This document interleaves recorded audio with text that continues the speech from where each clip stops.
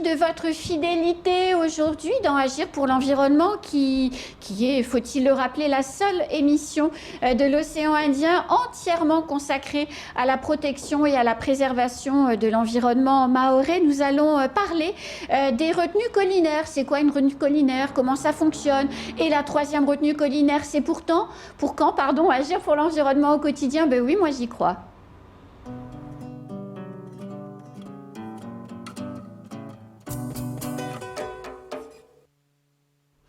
Alors pour en parler ce matin sur le plateau, Yves Cochet qui est expert pour le préfet sur les questions de l'eau et Samuel Vancenebreuck qui est responsable du service de l'eau à l'ADEAL. Bonjour messieurs. Bonjour madame. Bonjour. Merci d'être avec nous ce matin. Alors une question que je pose souvent, mais c'est important de le rappeler, comme ça on a tous bien ça en tête. Yves, on en est où concrètement aujourd'hui de nos consommations d'eau? Nos consommations d'eau, elles restent ce qu'elles étaient il y a quelques semaines. Donc en gros, 37 000 m3 jour produits chaque jour par l'ensemble de nos dispositifs d'eau, et on parlera tout à l'heure des retenues. Un besoin qui est largement supérieur, et c'est pour ça qu'on est avec des tours d'eau de 36 heures sur 36 heures. Donc voilà où on en est aujourd'hui de nos ressources en eau. Nos retenues sont à bon niveau pour la saison, mais bon niveau, ça ne veut pas dire que ça va très bien. Mais c'est mieux que ça n'a été. Donc ce qui veut dire que si on produit 37 000 m3 d'eau, ça veut dire qu'on les consomme évidemment, qu'on a besoin de plus? Oui, c'est ça, c'est qu'on a besoin, par rapport à la population qu'on a, aux besoins personnels qu'on a tous, notamment à la maison, on a besoin de plus. On estime que la population, si elle n'était pas bridée par les tours d'eau, elle aurait besoin de 45 000 m3 par jour. Oui. Donc, et du coup, parce qu'on ne les a pas, il y a des tours d'eau qui sont mis en place pour permettre d'apporter les 37 000 qui sont quand même là. Samuel, c'est quoi précisément une retenue collinaire? Parce que c'est un très joli terme, mais c'est quoi? C'est une bonne question. Donc c'est avant tout c'est un ouvrage d'art avec un barrage qui est créé au niveau d'un bassin versant et donc qui permet de capter toutes les eaux qui viennent pleuvoir en amont de ce bassin versant. Donc c'est à la fois des puits qui viennent ruisseler et aussi des rivières qui viennent alimenter ces retenues collinaires. Les deux autres retenues, enfin l'autre retenue, celle qui est donc à Combagny, elle fonctionne de la même manière? Oui, les deux systèmes, les deux retenues collinaires fonctionnent comme ça.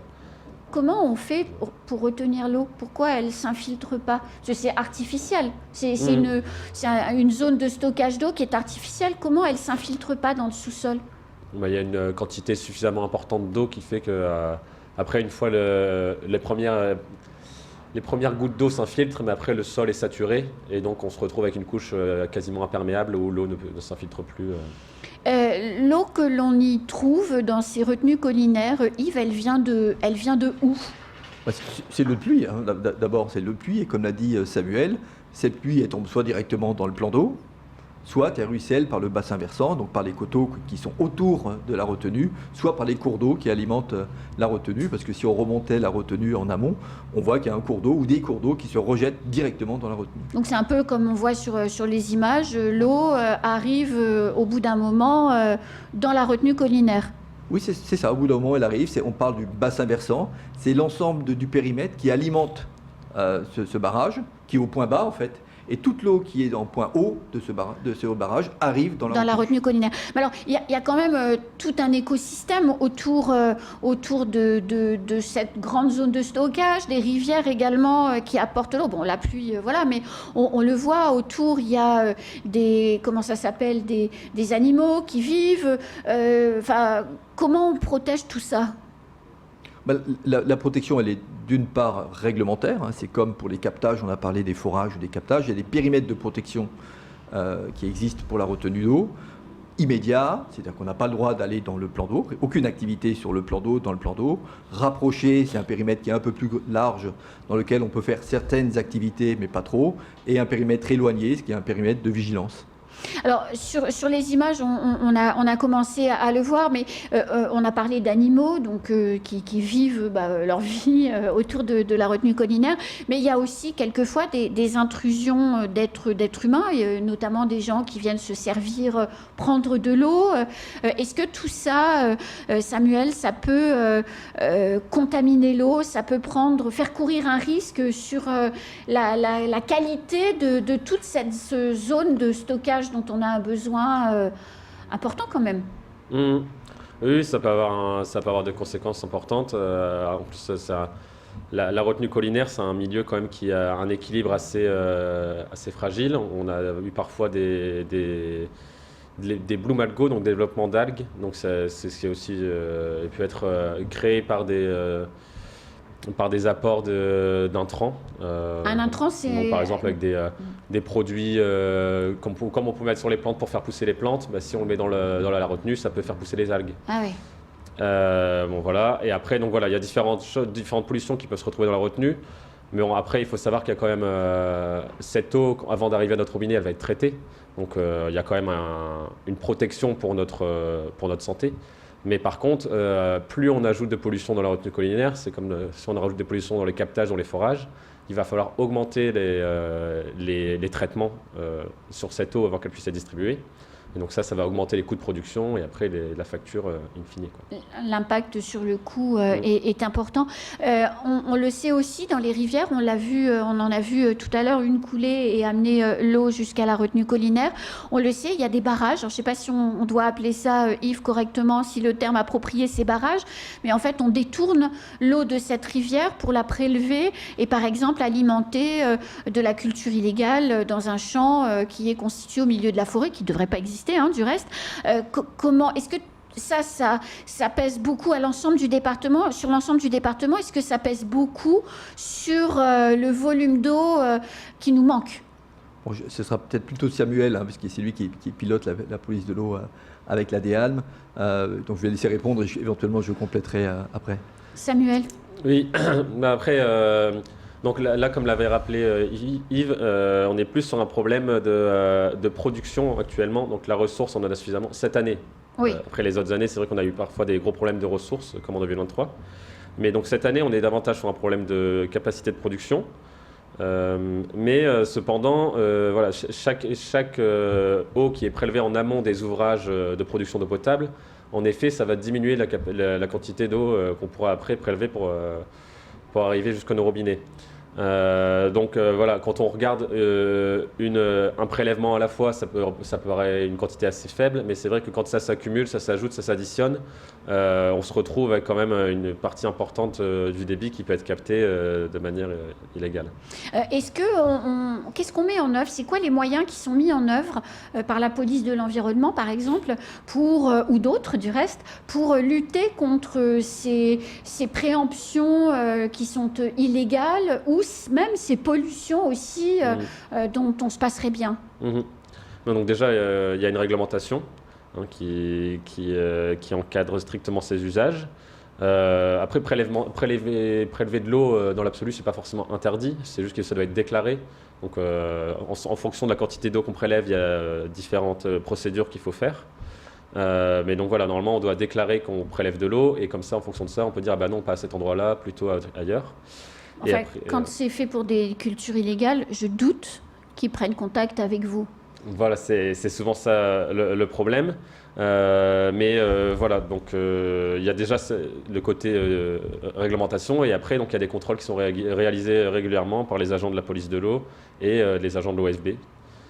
Et en 2023, c'était une année, vous vous rappelez, oui, qui était extrêmement sèche, où toute goutte d'eau était importante. Oui. Il y a eu des efforts particulièrement importants de la police de l'eau pour identifier ces prélèvements illégaux, non réguliers, et même détruire des barrages qui avaient été faits pour permettre d'alimenter la retenue et après alimenter la population en eau.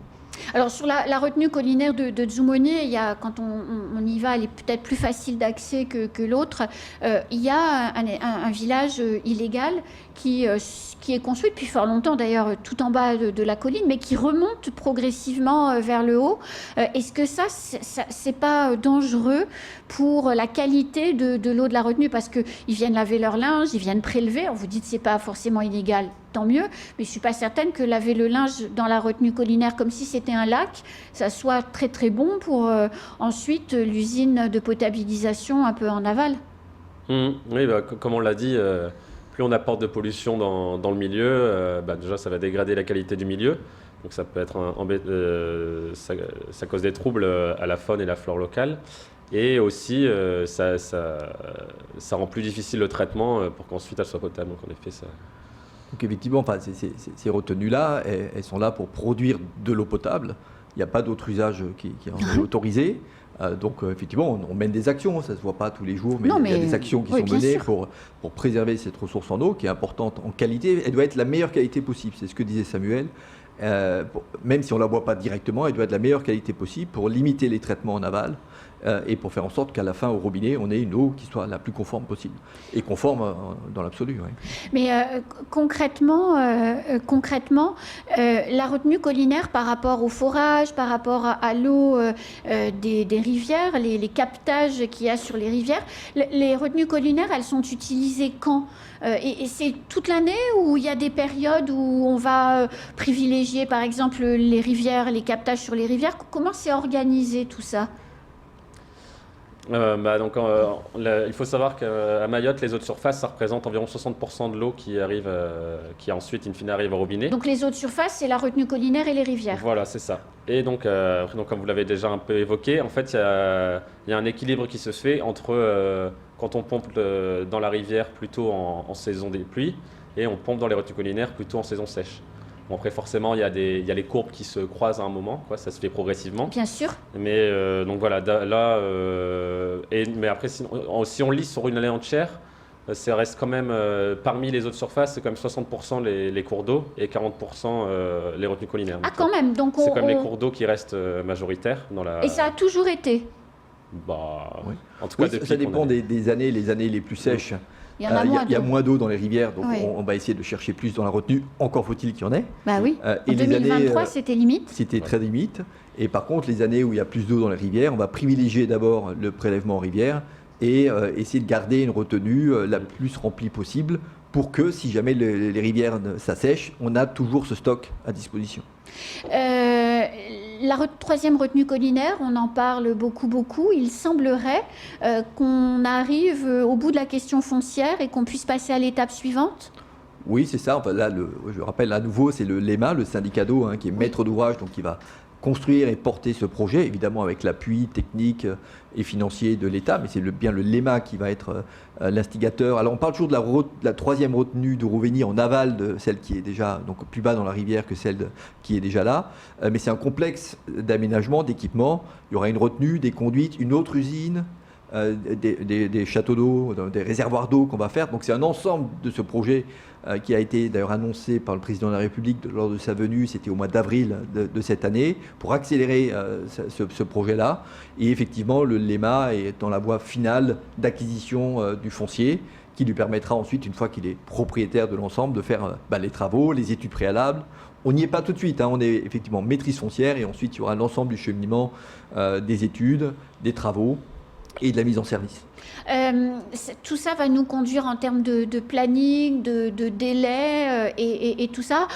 Comment ça va se passer? Comment ça va se séquencer dans le temps, Yves?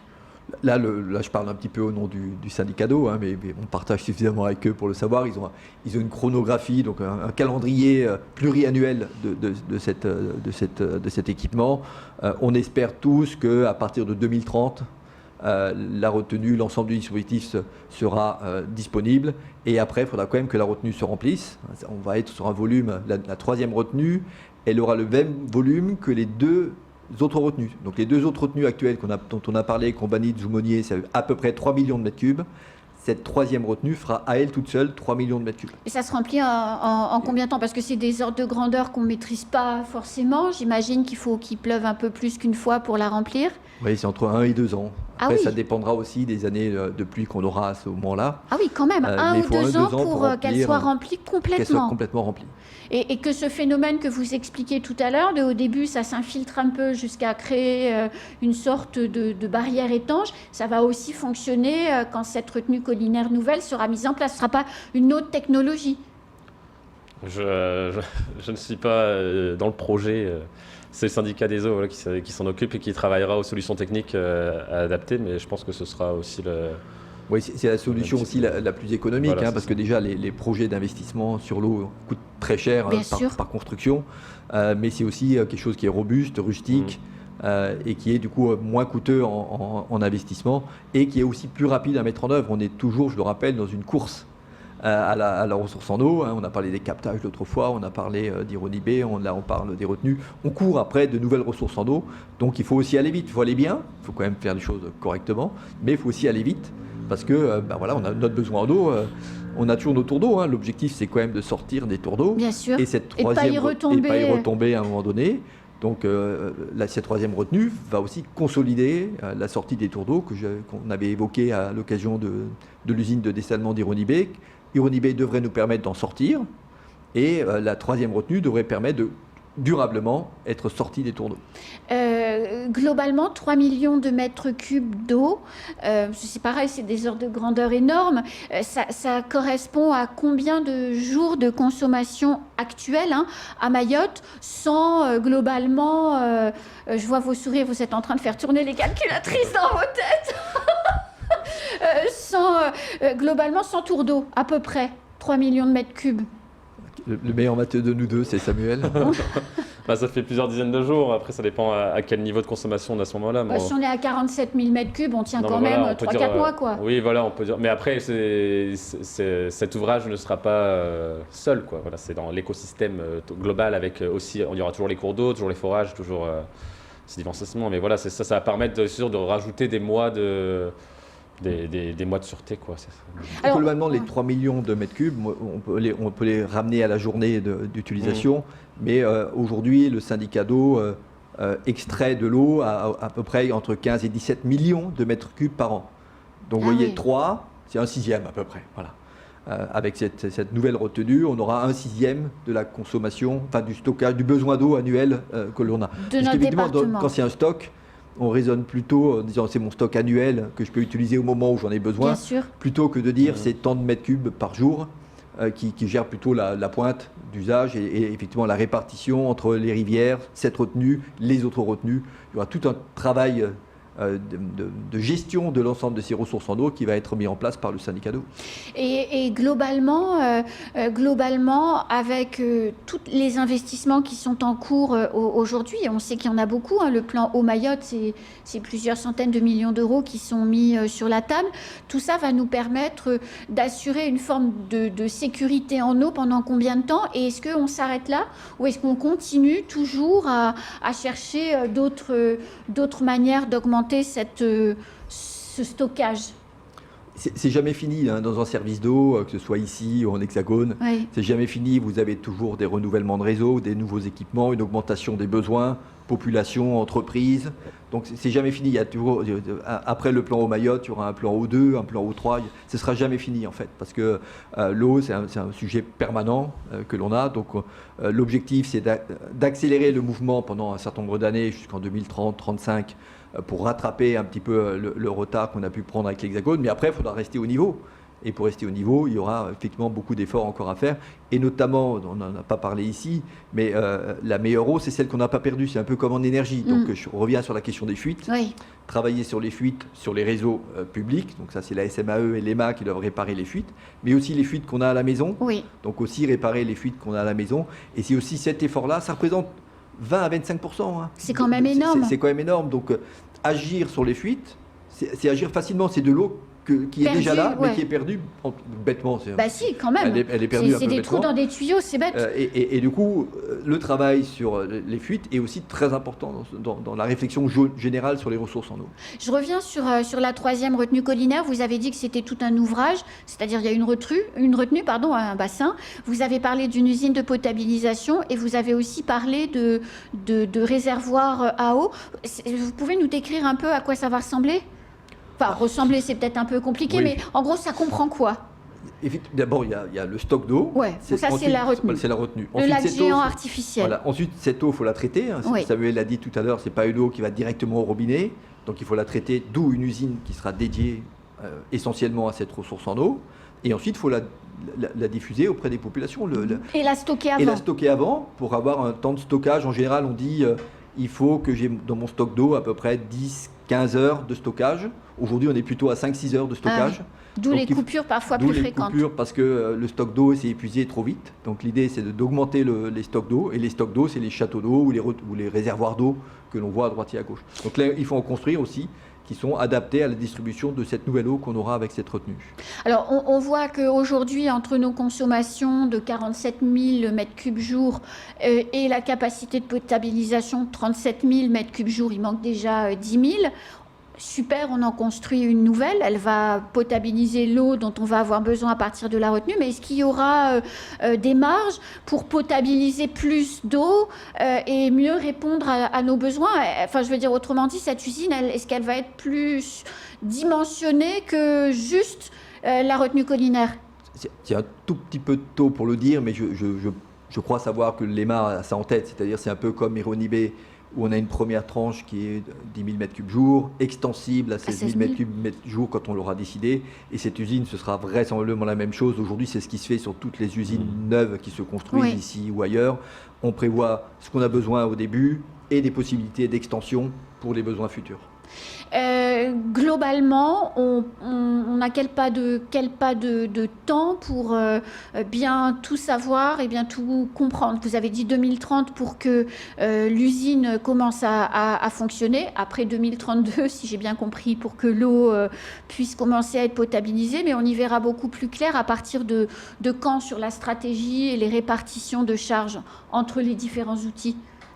Aujourd'hui, le LEMA a déjà une stratégie à travers un programme pluriannuel d'investissement qu'il a présenté à son comité syndical il n'y a pas très longtemps, en septembre. Donc il a déjà une stratégie qui va jusqu'à 2035 et même une stratégie qui va jusqu'à 2050. Donc aujourd'hui, l'idée, c'est plutôt de dire, je prends toutes les ressources en eau qui sont disponibles, qui sont à ma disposition, celles auxquelles je pense, celles auxquelles je pourrais penser demain. Il y a notamment la réutilisation des eaux usées, traitées. De quelle manière on peut réutiliser ces eaux parce que c'est une ressource complémentaire. Oui, les stocker peut-être aussi stocker les eaux de pluie à la maison. Pour un autre usage. Voilà, il y a le stockage des eaux de pluie, il y a le travail sur les fuites. Donc, et puis il y a tout le travail sur les réseaux, des réseaux plus gros parce qu'on est plus nombreux, donc il faut passer plus d'eau dans les tuyaux, donc il faut des tuyaux plus gros. Les châteaux d'eau, les réservoirs, il faut qu'ils soient plus nombreux, plus gros. Et puis il y a tout le développement urbain qui va encore se faire avec la reconstruction, la refondation de Mayotte, avec l'établissement public de refondation qui est en place, qui va avoir lui-même des besoins pour faire des zones d'aménagement, des zones d'habitat. Mais toutes ces zones, elles ont besoin d'eau. Je veux dire, on ne fait pas un bâtiment, on ne fait pas une ZAC, on ne fait pas une école si on n'y a pas l'eau. Donc tous ces aménageurs se posent d'abord la question, mais est-ce que j'ai de l'eau? Et c'est effectivement au service d'eau de dire oui, il y en a, oui, il y en aura à telle date. Et tout ceci est lié avec le développement de l'île. Globalement, Samuel, on peut là dans les prochains mois, les prochaines années, on peut se dire que ce qui nous est arrivé en 2023 ne nous arrivera pas une nouvelle fois, ou il faut toujours être extrêmement vigilant parce qu'une année de sécheresse peut mettre à plat tous nos efforts. Oui, c'est un peu le risque. De toute façon, s'il y a une grosse sécheresse, on doit beau avoir autant d'usines de production qu'on veut. S'il n'y a pas de ressources brutes, c'est difficile d'avoir de l'eau au robinet. Après, on pourra se dire, c'est sûr que si on subit une crise comme 2023, on aura plus d'équipements et plus de connaissances de notre ressource pour mieux réagir. Mais si on se retrouve avec 2-3 années 2023 de suite, il y a un moment, on ne pourra plus réagir, on pourra développer tous les efforts qu'on veut, on ne pourra pas faire quelque chose. Et si vous aviez, puisque l'émission touche à sa fin, si vous aviez un conseil, 2 conseils, 3 conseils à donner pour nous qui vivons tous les jours, éventuellement en allant nous promener à côté des rivières, en allant nous promener à côté de la retenue collinaire, c'est quoi les bonnes attitudes à adopter? Parce que l'idée, c'est pas de pas aller profiter de la nature, mais c'est de le faire en étant responsable. C'est quoi les gestes qu'il faut avoir en tête? Bah déjà, c'est bien de bien prendre conscience d'où vient l'eau qui est dans notre robinet. Je pense que ça, déjà, c'est quelque chose d'important, de s'acculturer à ça, de voir que les rivières qui coulent, c'est ce qui va arriver après dans notre robinet, et de se rendre compte que plus on protège nos rivières, nos milieux naturels, c'est ça qui va permettre par la suite d'avoir de l'eau en quantité et à qualité suffisante. Donc, protéger au maximum ces milieux naturels. Donc quand on marche dans la nature, on n'abandonne pas ses déchets, par exemple, pour pas qu'ils se retrouvent dans la rivière et dans la retenue collinaire. Ça peut être une bonne idée, ça, déjà. Par exemple, en effet. Hein, et puis d'essayer d'être responsable en ne se lavant pas dans la rivière aussi. Ça peut être une idée.